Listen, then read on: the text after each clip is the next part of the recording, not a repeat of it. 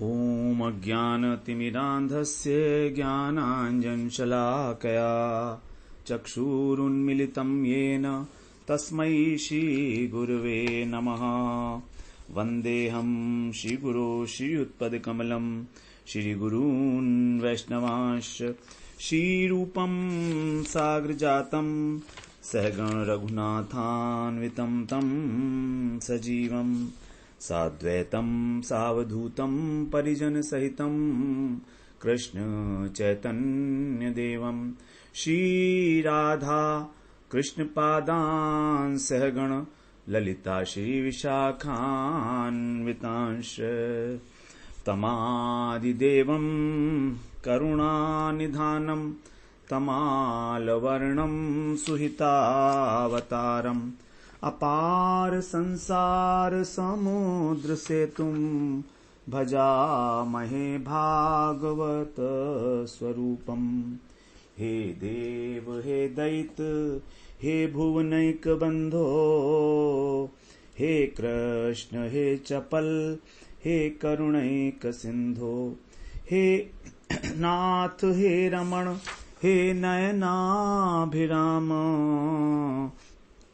हा हा कदानुभवितासि पदं दृशोर्मे। श्री कृष्ण चैतन्य प्रभो नित्यानंद श्री अद्वैत गदाधर शिवसदि गौर भक्त वृंद। हरे कृष्णा कृष्णा कृष्णा हरे हरे, हरे राम राम राम हरे हरे। हरे कृष्णा। सर्वप्रथम मैं अपने गुरुपाद पद ओम विष्णुपाद अष्टोत्तर शत श्री श्रीमद् भक्तिवेदांत माधव गोस्वामी महाराज के चरण कमलों में अनंत कोटि दंडवत प्रणाम ज्ञापन करता हूँ। हम लोग श्रीमद् भागवत पुराण में तृतीय स्कंध में कपिल देवहूति उपाख्यान, उसमें हम लोग अंतिम अध्याय 33वां अध्याय हम लोग श्रवण कर रहे हैं, जिसमें देवहूति जी को तत्व ज्ञान की प्राप्ति होती है और उनको मोक्ष की प्राप्ति होती है। तो यहाँ पर देवकी जी ने, जब देवकी जी के मोह का पर्दा फट गया तो फिर उन्होंने कपिल भगवान को प्रणाम किया, स्तुति की उनकी। 7 श्लोकों में देवकी माता ने जो है, देवहूति माता ने, देवकी नहीं देवहूति, देवकी शब्द बोल गए हम गलती से, देवहूति जी ने स्तुति की कपिल जी की 7 श्लोकों के अंदर। उन्होंने कहा कि आप जो हैं, आपकी नाभि कमल से ब्रह्मा जी प्रकट हुए हैं, आप ही कार्य कारण सभी दोनों का मूल हैं, और जो सत्व इत्यादि से युक्त हैं, सत्व गुण के प्रभा से जो आपकी माया है, बहिरंगा माया, वो भी आपकी ही शक्ति है। इस प्रकार आप अनंत मूर्तियों में प्रकट होकर गुणावतार के रूप में, गर्भोदकशाही के रूप में बता रही हैं वो, क्योंकि गर्भोदकशाही की नाभि कमल से ब्रह्मा जी की उत्पत्ति होती है, और वो ही 3 प्रकार के गुणावतार लेते हैं, ब्रह्मा विष्णु महेश, सत्व रज और तम को अंगीकार करके। इस प्रकार से वास्तव में तत्व को अंगीकार नहीं करते हैं विष्णु, क्योंकि वो तो स्वयं ही विष्णु है, गर्भोदकशाही विष्णु। इस प्रकार से और बताया कि सब प्रपंच सारा आपके अंदर ही लीन हो जाता है। आप मेरे उदर में आ गए, कितना बड़ा आश्चर्य है, आप इतने महान हैं, है ना, और तो भी आप मेरे उदर में, मेरे गर्भ में आए। हाँ, मैं समझ गई हूं अब, क्योंकि आप जब कल्प का अंत होता है प्रलय में, तो एक माया रूप, बालक का रूप धारण करते हैं, मायामय रूप बालक के रूप में, और वो आप वट वृक्ष के पत्ते के ऊपर शयन करते हैं एक अंगूठा चूसते हुए। तो उन्हीं आपको मैंने अपने गर्भ में धारण किया है, और आप जो हैं पापियों का दमन और भक्तों का अनुग्रह करने के लिए स्वेच्छा से अनेक प्रकार के अवतार लेते हैं, वराह इत्यादि। आपके नाम का जो भी भूले भटके कीर्तन करता है कभी भी किसी भी समय, तो वो या स्मरण करने से, आपका वंदन करने से, यहां जो कुत्ते का मांस खाने वाला चंडाल है वो भी ब्राह्मण के समान पूजनीय हो जाता है, कृतकृत्य हो जाता है आपके दर्शन से। फिर इसमें कहना ही क्या, आपके दर्शन से मनुष्य कृतकृत्य हो जाएगा, इसमें क्या कहना, ये तो होगा ही होगा। और फिर बड़ी सुंदर स्तुति की, अहो बत्स पचोवतो गरियान। वो चांडाल जिसके जिह्वा के अग्रभाग पर आपका नाम रहता है, वो उसने मानो सारे तप कर लिए, सारे उसने यज्ञ कर लिए, और सब प्रकार के उसने तीर्थों के अंदर स्नान कर लिए। तो वैष्णवों को जो यज्ञ करने से, क्षत्रियों को राजसूय यज्ञ करने से, और चांडाल को केवल भगवान का नाम लेने से ही, कीर्तन करने से ही वो फल मिल जाता है, बिना परिश्रम के ही। उसने मानो सब कुछ कर लिया, तप भी कर लिया, हवन भी कर लिया, स्नान भी कर लिया, वेद अध्ययन भी कर लिया। तो इस प्रकार से देवकी जी की वंदना जब पूरी हुई तो भगवान ने उनको बताया कि मैंने जो तुमको ज्ञान दिया है अत्यंत सरल रास्ता है, भक्ति योग, इसका अवलंबन करके तुम जो है मेरे परम पद को प्राप्त करोगी। भगवान ने उनको संबोधन किया ब्रह्मवादिन्य, तो आप ब्रह्म जो है को जानने वाली हो गई हो, मतलब आत्म अनात्म विवेक आपको हो गया है इस प्रकार से, और तुम मेरे स्वरूप को प्राप्त करोगी। लेकिन जो विमुख हैं वे इस प्रकार से मुझसे दूर रहते हैं। और फिर बताया कि देवहूति जी जो हैं इस प्रकार जब भगवान चले गए उनसे अनुमति लेके, तो वहीं पर ही उस कपिल आश्रम के अंदर ही, जो अत्यंत ऐश्वर्यशाली था, सभी सुख सुविधाओं से परिपूर्ण था, देवता लोग भी जिसकी वांछा करते थे कि हमारा भी कुछ ऐसा घर हो, तो उस घर को उन्होंने त्याग दिया। वहीं पर रहते हुए ही मन से उन्होंने त्यागा उसको, और फिर उनकी जटाएं बढ़ गईं, जो उनके घुंघराले बाल थे वो जटा का रूप ले लिए, शरीर जो है अत्यंत दुर्बल हो गया। बड़ी सुंदर वहां पर ऐश्वर्य का वर्णन किया है, जो उनका आश्रम था कर्दम ऋषि का, सरस्वती नदी के तट पर। अब 22वें श्लोक में कह रहे हैं, हाँ, और देवहूति जी जो हैं अत्यंत व्याकुल हो गईं पुत्र के वियोग से और पति के संन्यास लेने पर। इस प्रकार 22वें श्लोक में कह रहे हैं, तमेव ध्यायति देवम अपत्यम कपिलम हरिम बभूवा चरितो वत्स निस्पृहाता दृशे ग्रहे। हे वत्स, वत्स कह रहे हैं विदुर जी को, मैत्रेय जी कह रहे हैं, हे वत्स, उन्हीं श्री हरि का और अपने पुत्र जो कपिल हैं उनका ध्यान करती करती, देवम ध्यायति, अचिरात मतलब शीघ्र ही वे, और उस तादृशे ग्रहे, उस प्रकार के जो उनका अनुपमेय घर था, सुंदर अनुपम, निस्पृहा बभूव, उनको उसमें किसी भी प्रकार की आसक्ति नहीं रही, निस्पृह हो गई। वो स्पृह होता है कामनाएं, आसक्ति इत्यादि होना, तो वो निस्पृह हो गई उससे। आगे 23वें श्लोक में कहते हैं, ध्यायति भगवद रूपम यदा ध्यान गोचरम सुतः प्रसन्न वदनम समस्तव्यस्त चिंतया। भगवान ने जो बताया था उनको, जिस प्रकार से बताया था यत आहा, वो उस प्रकार से ध्यान गोचरम, जो ध्यान करने योग्य भगवान ने उनको बताया था ना कि किस प्रकार से भगवान का ध्यान करना चाहिए। प्रसन्न वदनम, प्रसन्न मुख वाले भगवान के रूप का, संपूर्ण व्यस्त चिंतया, संपूर्ण और एक एक अंग का, उनके संपूर्ण अंग का, और उसके बाद फिर एक एक अंग का ध्यायति, ध्यान करने लगी। देखिए भगवान ने जो बताया था, ये बताया था कि सबसे पहले आप जो है एक एक अंग का ध्यान करो मेरे। जब आपका मन एक अंग में स्थिर हो जाए तब मेरे सर्वांग का चिंतन करो। तो एक अंग का चिंतन करना उसको बोलते हैं धारणा, और वही जब हम सर्वांग का एक साथ चिंतन करते हैं तो उसको बोलते हैं ध्यान। इस प्रकार से भगवान ने बताया था, उसी प्रकार से वो करने लगे। यहां पर एक्चुअली हमारे लिए स्मरण का जो विधि है वो बताई जा रही है। तो हमें सबसे पहले भगवान के चरणों का ध्यान करना चाहिए कि उनके चरण कमल किस प्रकार के, नीलिमा उनके ऊपर आभा है, और उनकी चंद्रमा जो उनके नख हैं जो चरण के, तो वहां चंद्रमा के समान बताए गए हैं, वो कोटि कोटि चंद्रमा, तो उनकी ज्योत्सना वहां से प्रवाहित हो रही है। और भगवान के चरणारविंद के जो तलवे हैं वो बिल्कुल लाल हैं। ब्रज, अंकुश इत्यादि जो 19 चिन्ह है श्री कृष्ण के चरणों में, उनका एक एक करके ध्यान करेंगे तो हम लोगों का ध्यान धीरे धीरे भगवान के चरणों में होगा। और ये ध्यान जब सिद्ध हो जाए, अर्थात जब ये ध्यान हमें हमेशा होने लगे, जब चाहे हम कर लें, आंखें बंद की और भगवान के चरण देख लिए, तो जब इस प्रकार का ध्यान सिद्ध हो जाए तब दूसरे अंग के हम लोग चिंतन करें, स्मरण करें। ये विधि है जो भगवान ने बताई है यहां पर। 24वें श्लोक में बोलते हैं, भक्ति प्रवाह योगेन वैराग्येण बलीयसा युक्तानुष्ठान जातेन ज्ञानेन ब्रह्म हेतुना। बड़ी सुंदर बात बता रहे हैं, भक्ति प्रवाह योगेन, भक्ति के प्रवाह से, भगवत भक्ति एक प्रवाह की भांति है, निरंतर तैल धारावत, निरंतरता ही इसमें सबसे इंपॉर्टेंट है। भक्ति प्रवाह योगेन, वैराग्येण बलियसा, और अत्यंत प्रबल वैराग्य से, युक्तानुष्ठेन जातेन, अनुष्ठेन जातेन माने अनुष्ठान करने पर, इस प्रकार से भक्ति और वैराग्य को मिलाकर अनुष्ठान करने पर, ब्रह्म हेतुना ज्ञानेन, जो ब्रह्म को साक्षात कराने वाला ज्ञान था उससे। 24वें श्लोक में कहा, देखिए दोनों श्लोक बराबर एक साथ ही हैं, 24 और 25।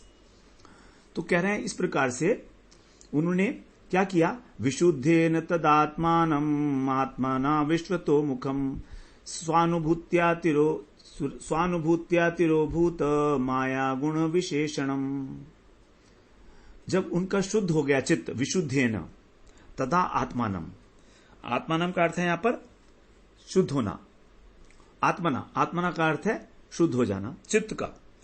तो आत्माना माने अपने को, तो अपने चित्त को उन्होंने जब इस प्रकार शुद्ध कर लिया, तब विश्वतो मुखम, ऐसा मुख जिसका चारों तरफ मुख है, एक ऐसी एंटिटी जो अर्थात सर्वव्याप्त है। भगवान के लिए कहा गया विश्वतो मुखम, क्योंकि ऐसी कोई जगह है ही नहीं जहां भगवान दृष्टिपात नहीं कर रहे हैं, कारण कि वो सर्वव्याप्त हैं, कण कण में व्याप्त हैं।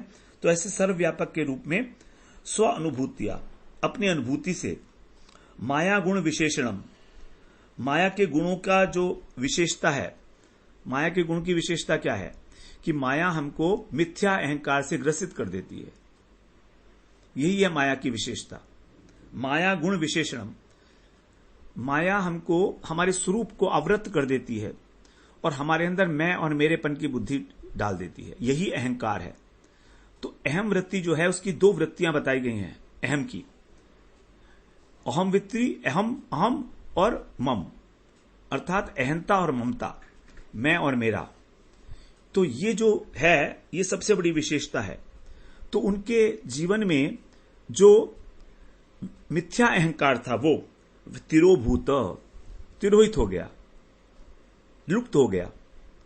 कैसे हुआ, दोबारा से करें, भक्ति के प्रभाव से, भक्ति योग के प्रभाव से,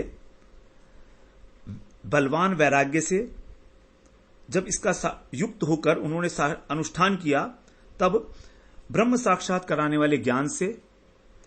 नंबर 3, जब उनका चित्त शुद्ध हो गया तब उन्होंने भगवान की अनुभूति की सर्वव्यापक के रूप में। तो वास्तव में जो भक्ति का फल है वो यही है कि हम प्रत्येक वस्तु के अंदर, प्रत्येक व्यक्ति के अंदर भगवान के दर्शन करें। कोई भी चीज भगवान से जब पृथक है ही नहीं, जब भगवत स्वरूप ही है, तो हमको उस प्रकार से उसको स्वीकार करने में प्रॉब्लम क्या है? ये प्रॉब्लम है हमारा अहंकार। हमने अपने को दूसरे व्यक्तियों से और अन्य जड़ पदार्थों से अलग माना हुआ है। पृथकत्व इसलिए है कि हमारा शरीर अलग है, उसका शरीर अलग है, और दिख भी रहा है, शरीर तो अलग अलग ही है। कुत्ता अलग है, आदमी अलग है ना, स्त्री अलग है, पुरुष अलग है, कोई पतला है, कोई मोटा है, वो भी अलग अलग है। तो ये अलगाव की जो भावना है ये आई है हमारे अंदर मैंपन से और मेरापन से, कि ये मेरा है, ये पराया है। तो जहां पर ना मेरा रहा ना पराया रहा, जहां पर ना मैं रहा ना तुम रहा, वहां पर उस स्थिति के अंदर हमको सभी प्राणियों में, प्राणी मात्र में भगवान का दर्शन होगा। तो उसकी अनुभूति किया, अपनी अनुभूतों से उन्होंने इस प्रकार का जो अहंकार था, मिथ्या अहंकार, उसके ऊपर विजय प्राप्त की। तो विषय ये अनुभव का है कि भक्ति के द्वारा हमें किस प्रकार का अनुभव हो रहा है।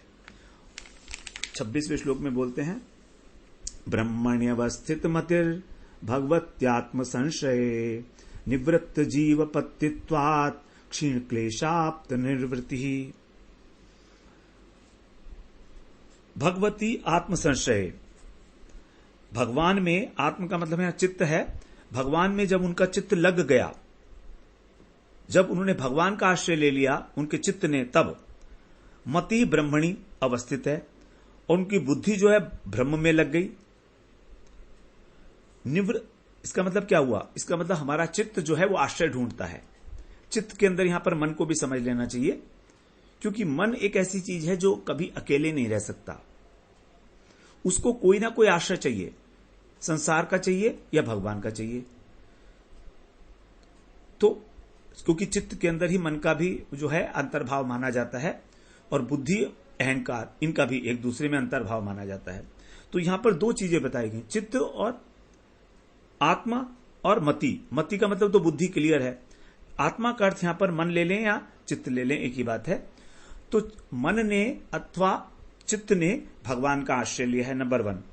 नंबर 2, मति उनकी जो है ब्रह्म में लग गई, बुद्धि भगवान में लग गई।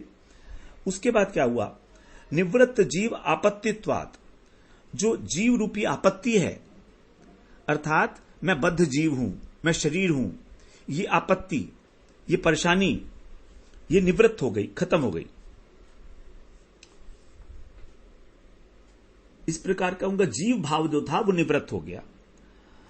अब क्षीण क्लेश, और उनके जो क्लेश थे, 5 प्रकार के क्लेश हम लोग श्रवण कराए हैं, अविद्या, अस्मिता, राग, द्वेष और अभिनिवेश, ये पांचों के पांचों क्षीण हो गए, नष्ट हो गए। और निर्वृत्ति आप्तः, तब उन्हें परमानंद की प्राप्ति हुई। तो यहां पर देखिए निर्वृत्ति, जिसमें ऊपर रे लगा हुआ है वह के ऊपर, उसका मतलब है आनंद। और इसके इस लास्ट लाइन के पहले आया निवृत्त और बाद में आया निर्वृत्ति। निवृत्त और निर्वृत्ति, इस प्रकार से अंतर है दोनों में। 27वें श्लोक में बोलते हैं, नित्यारूढ़ समाधित्वात् परावृत्त गुणस् भ्रमा न सस्मार तदात्मानं स्वप्ने दृष्टमिवोत्थितः।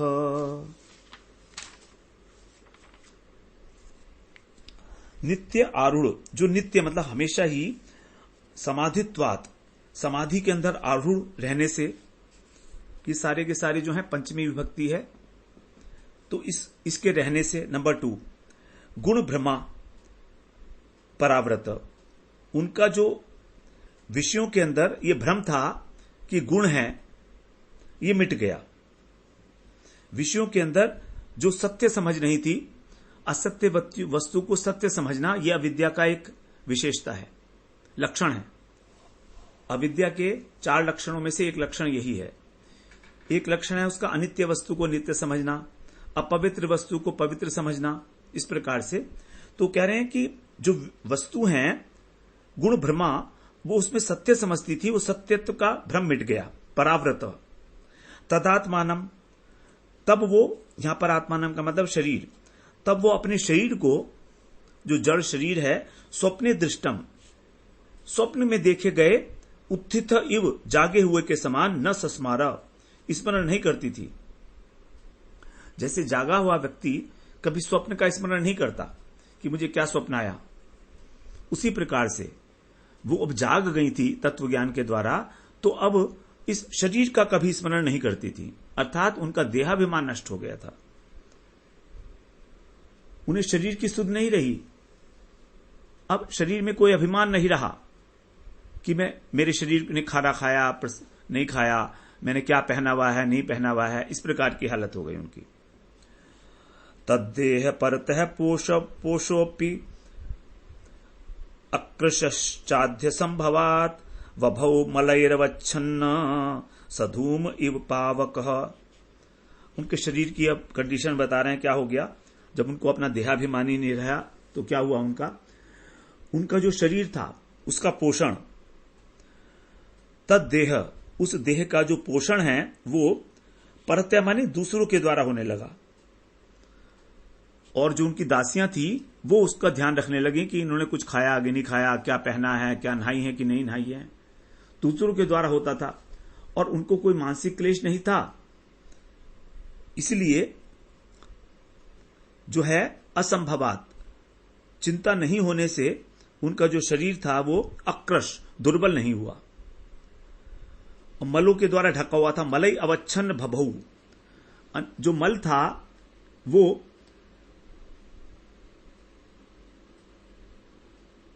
मल के कारण उनका जो तेज था वो तेज उनका नष्ट नहीं हुआ बल्कि और भी निखर गया।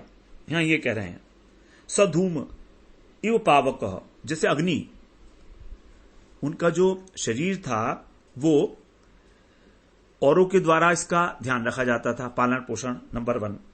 नंबर 2, चिंता उन्हें कोई थी नहीं, असंभवात, आधि असंभवात, आधि का मतलब थी चिंता, वो थी नहीं उनमें, तो उनका शरीर अकृश रहा, दुर्बल नहीं हुआ।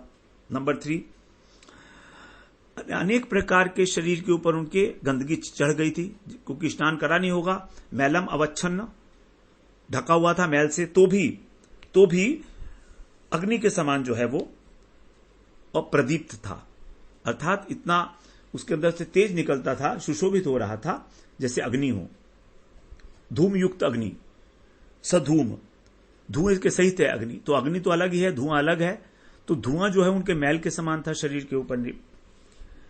29वें श्लोक में बोलते हैं, स्वांगम तपो योगमयम मुक्त केशम गतांबरम दैव गुप्तम न बुबुधे वासुदेव प्रविष्टधि। वासुदेव प्रविष्टधि, भगवान वासुदेव ने उनकी बुद्धि में प्रवेश कर दिया। उनकी बुद्धि में अब कृष्ण के अतिरिक्त कुछ भी नहीं था। वासुदेव प्रविष्टधि, फिर क्या हुआ कि जो उनके तप और योग में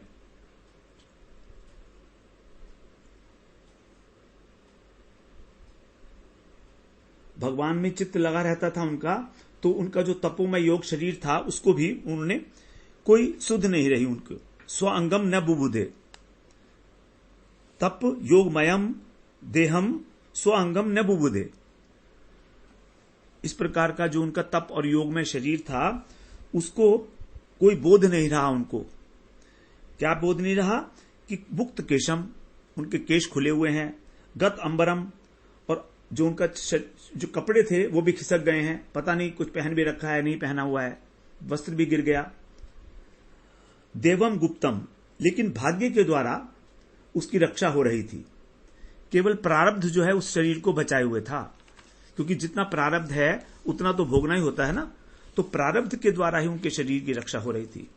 तो जो भगवान को प्राप्त कर लेते हैं संत, उनका जो जीवन धारण करना है वो केवल प्रारब्ध की वजह से है, क्योंकि अभी कुछ प्रारब्ध शेष है, इसलिए वो इस प्रकार का जीवन धारण करते हैं संत लोग, जिनको भगवत प्राप्ति हो गई है। 30वें श्लोक में बोलते हैं, एवं सा कपिलोक्तेन मार्गेणाचिरतः परम आत्मानं ब्रह्म निर्वाणम भगवंतम अवापुह।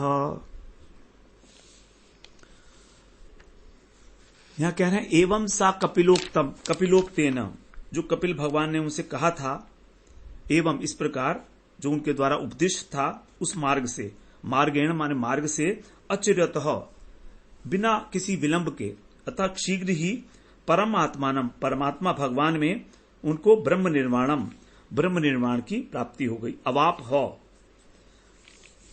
अवाप का मतलब है प्राप्त होना, तो इस प्रकार से उनको ब्रह्म निर्वाण की प्राप्ति हो गई है।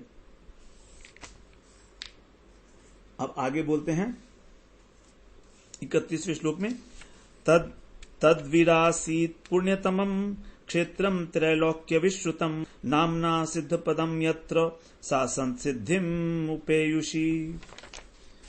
कह रहे हैं यत्र माने जहां पर उन्होंने संसिद्धिम उपेयुषी, संसिद्धि प्राप्त की, अर्थात परम सिद्धि को प्राप्त किया, तम पुण्यतमम, वो जो परम पवित्र स्थान था, त्रिलोक्य वैश्रुतम, त्रिलोकी के अंदर वो प्रसिद्ध हो गया, और सिद्ध पदम नामना, सिद्धपुर नाम का क्षेत्रम आविरासीत, वहां पर वो तीर्थ प्रकट हो गया सिद्धपुर नाम का। इस प्रकार से जो है वो सिद्धपुर नाम का तीर्थ आज भी विराजमान है, वहीं पर सरस्वती नदी बहती है।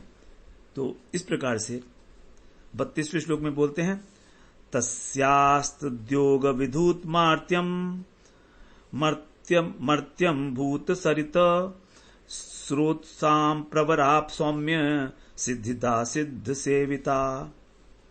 हे सौम्य अर्थात विदुर जी, तद योग, तब उनके योग साधन से मार्त्यम विधूत, मार्त्यम का मतलब मार्त्य बुद्धि, मर्त्य का मतलब होता है मरण धर्मा, तो जो मरण धर्मिता थी उनकी विधूत माने नष्ट हो गई। व्यक्ति को कहा गया है, साधारण मनुष्य जो है मरण धर्मा है, अर्थात हमारा मरण होगा, लेकिन उनकी जो मरण धर्मिता का उनके अंदर गुण था वो नष्ट हो गया योग साधना के द्वारा, अर्थात सारे के सारे उनके जो मल थे शरीर के, आध्यात्मिक, आदि भौतिक और आदि दैविक सभी ताप उनके नष्ट हो गए। तो मरण धर्मिता गुण नष्ट हो गया, अर्थात अब वो गुणातीत हो गई। तस्य मर्त्य, तब उनका जो शरीर था मर्त्य शरीर, मरण धर्मा, ये क्या हुआ इसका, स्रोत साम प्रवरा, स्रोत साम मतलब नदियां, तो नदियों में जो श्रेष्ठ है और सिद्धिदा, सिद्धि देने वाली है, ऐसी सिद्ध सेविता और सिद्धियों से सेवित सरित अभूत, एक सरिता बन गई। तो नदी के रूप में वो परिवर्तित हो गई देवहूति जी। इस प्रकार से जो सिद्ध गणों के द्वारा सेवित होती है और सब प्रकार से सिद्धि देने वाली है, ऐसी नदी। आगे कहते हैं 33वें श्लोक में, कपिलोपि महान योगी भगवान पितुराश्रमात् मातरम समनुज्ञाप्य प्रागुदीचिम दिशम ययौ। कपिल भगवान के लिए संबोधन, महायोगी भगवान कपिल जी भी मातरम सम अनुज्ञाप्य, अपनी माता से भली भांति अनुमति लेकर, पितु आश्रमात, अपने पिता के आश्रम से जो सरस्वती नदी के तट पर था, प्राक उदीचिम दिशम, जो पूर्वोत्तर दिशा है, प्राक माने पूर्व, उदीची माने उत्तर, तो अर्थात ईशान दिशा के अंदर उन्होंने ययो माने प्रस्थान किया। तो उन्होंने पूर्वोत्तर ईशान दिशा की ओर, उत्तर पूर्व की ओर उन्होंने प्रस्थान किया। कपिल जी ने आगे बोलते हैं, सिद्ध चारण गंधर्वैर मुनिभिश्चाप्स रोगणै स्तूयमाने समुद्रेण दत्तार्हण निकेतनः। सिद्ध चारण गंधर्व अप्सराएं मुनि, इन सभी से स्तूयमानः, स्तुति होने पर, और समुद्रेण अर्हण, अर्हण का मतलब होता पूजा करना, तो समुद्र के द्वारा पूजा, और निकेतन दत्तः, निवास दिए जाने पर, समुद्र ने उनको निवास दिया कि आप मेरे अंदर जो है प्रस्थान, मेरे अंदर आप समा जाइएगा। तो इस प्रकार से समुद्र ने स्वयं उनका पूजन किया, उनको स्थान दिया भगवान को, और सारे लोग जो उनकी स्तुति वगैरह कर रहे थे, जितने भी सिद्ध चारण गंधर्व इत्यादि हैं वो। अब भगवान के कपिल जी की जो अंतर्ध्यान का समय आ गया है, बता रहे हैं, सांख्य आस्ते योगम समास्थाय सांख्याचार्यैरभिश्रुत त्रयाणामपि लोकानाम उपशांत्यै समाहितः। जो सांख्याचार्यों के द्वारा अभिष्टुतः स्तुति किए जाते हैं, ऐसे कपिल देव जी, क्योंकि कपिल देव जी ने सांख्य धर्म का उपदेश दिया, तो कह रहे हैं सांख्याचार्यों के द्वारा जो स्तुति किए जाते हैं, और त्रणायाम लोकानाम अपि, तीनों लोकों को उपशांति, शांति प्रदान करने के लिए, योगम समास्थाय, योग में भलीभांति स्थित होकर, समाहित आस्ते, वे समाधि में आस्थित है। 35वें श्लोक में बोलते हैं कि वो इस प्रकार जो है स्थित हैं, समाधि के अंदर स्थित हो गए, तीनों लोगों को शांति प्रदान करने के लिए योग का अवलंबन लेकर। एतद्गदितं तात यत्पृष्टोऽहं तवानघ कपिलस्य च संवादो देवहूत्याश्च पावनः। एतत्, इस प्रकार, अनघ तात, हे निष्पाप विदुर, तात का मतलब प्रिय, तो हे निष्पाप प्रिय विदुर, तब यत पृष्ठ, तुमने जो कुछ भी पूछा था मुझसे, एतत् कपिलस्य, ये जो कपिल देव जी का, कपिल भगवान का और देवहूति जी का पावन है संवाद है, ये जो पावन संवाद है, अहम निगतितम, मैंने तुमको सुनाया, निगतितम, मेरे द्वारा तुम्हें सुनाया गया संवाद, कपिल देवहूति संवाद क्या हुआ था, ये मैंने तुम्हें सुनाया। तो और फिर कहते हैं आगे, यदम मनुष्णोति योभिदत्ते कपिल मुनिरमात्म योग गुह्यम भगवती कृतधी सुपर्ण केता उपलभते भगवत चरणारविंदम, उपलभते भगवत पद पदारविंदम, चरणारविंदम में पदारविंदम है। यहां पर अब फलश्रुति बता रहे हैं इसकी। यह इदम अनुश्रुणोति, जो इसको, इस संवाद को अनुश्रुणोति, अनुगत्य में बार बार सुनता है, निरंतर, श्रुणोति नहीं, अनुश्रुणोति। ये अनु बड़ा महत्वपूर्ण शब्द है। हर जगह यहां पर जो है भागवत के अंदर और सब जगह पर ग्रंथों में अनु शब्द का बड़ा प्रयोग है। इसका कारण है अनु का मतलब होता है अनुगत्य। तो भगवान कह रहे हैं कि तुम जब अनुगत्य में इसका श्रवण करोगे, क्योंकि श्रवण तो अनुगत्य में ही होगा ना। अगर हम मान लिए बिना अनुगत्य किए और इसका श्रवण कर रहे हैं किसी भी के मुख से, तो फिर हमको उसका फल उतना नहीं मिलेगा। तो जो अनुगत्यमय श्रवण है, अर्थात गुरु पदाश्रय करने के बाद जो शास्त्रों को श्रवण करना है, वो बिल्कुल अलग कैटेगरी का है। तो भगवान का जो अभीष्ट फल मिलेगा भगवत संबंधी, वो तभी मिलेगा जब हमने अनुगत्य किया हुआ है और निरंतर हम उस बात को सुने और उस पर आचरण करें, मनन करें। तो जो इसको सुनता है बार बार, यह अभिदत्ते, और जो इसे धारण करता है, यह अभिदत्ते शब्द पहले भी आया था, वहां पर भी कहा गया था श्रवण और उसको धारण करना, दोनों साथ है। तो अभिदत्ते, अच्छी प्रकार से, अभि का मतलब हो तो भली भांति, जो इसको धारण करता है अपने चित्त में, तभी तो आचरण करेगा ना। भगवती कृत धी, भगवती माने भगवान में सप्तमी विभक्ति, कृत धी, जो उसकी बुद्धि है कृत वाली, अर्थात अत्यंत सौभाग्यशाली, सुकृति संपन्न। देखिए बुद्धि दो प्रकार की, एक कृत और अकृत। अकृत का मतलब है जो तुच्छ है, जो भगवान को ऑफर नहीं की जा सकती, दुष्ट है। और यहां पर क्या, कृत बुद्धि, तो वो बुद्धि जो है उसकी वहां पर लग जाती है भगवान में। सुपर्ण केता, और जो सुपर्ण केता का मतलब है गरुड़ ध्वज। भगवत चरणारविंदम, भगवान के जो चरण कमल को उपलब्धते, पाता है। तो जो इस प्रकार से इस रहस्यमय आत्मयोग को, ये कौन सा है, हां क्या सुनना क्या था, ये तो हम रह गए बीच में। गुह्यम आत्मयोग, जो ये कपिल मुनि के द्वारा गुह्य रहस्यमय आत्मयोग मत को बार बार सुनता है, तो इसको कहा गया है आत्म योग। और भगवान ने कहा कि इसको जो बार बार सुनता है वो, यहां पर तो मैत्रेय जी कह रहे हैं विदुर जी से, गीता में भगवान ने ये बात कही है कि जो इस गीता को सुनता है, केवल सुनता ही है, उसको भी वही फल मिलता है जो पुण्य कर्म करने वालों को मिलता है। तो यहां पर हम लोग बात किए थे, श्रद्धावान सूयश शून्यादपि यो नरः सोपि मुक्त शुभान लोकान प्राप्नुयातु पुण्य कर्मणाम। जो श्रद्धा पूर्वक बिना किसी दोष दृष्टि के इस गीता को, शास्त्र को श्रवण करता है, वो सभी पापों से मुक्त हो जाता है। सोपि मुक्त पापों से, और शुभान लोकान प्राप्त करता है, जो पुण्य करने वालों के बाद है। तो यहां पर शुभ कर्म, शुभ लोक का अर्थ जो है, श्रेष्ठ लोक का अर्थ स्वर्ग नहीं हो सकता, क्योंकि जो साधारण पुण्य है, यज्ञ दान तप इत्यादि, उससे तो स्वर्ग की प्राप्ति होती है अधिक से अधिक। अब क्योंकि भगवान ने कहा है, तो वो कभी भी उनका लक्ष्य स्वर्ग भेजने का तो हो ही नहीं सकता, क्योंकि भगवान स्वयं ही निंदा कर चुके हैं, तेतम भुक्त्वा स्वर्गलोकम विशालम। तो वहां भगवान का उद्देश्य श्रेष्ठ लोक का मतलब यही है कि उसको वैकुंठ धाम की प्राप्ति होती है। तो उसी प्रकार से ये जो है फलश्रुति यहां पर दी गई देवहूति और कपिल संवाद की, कि जो भी इसको श्रवण करता है उसको भगवान के चरणारविंद की प्राप्ति होती है।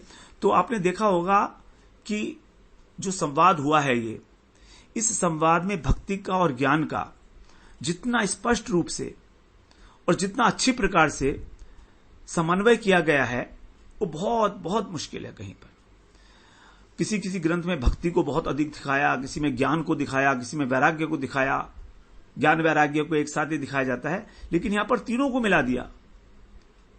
तीनों को एक ही श्लोक के अंदर जो है बार बार ये कहा गया है कि ज्ञान, वैराग्य और भक्ति।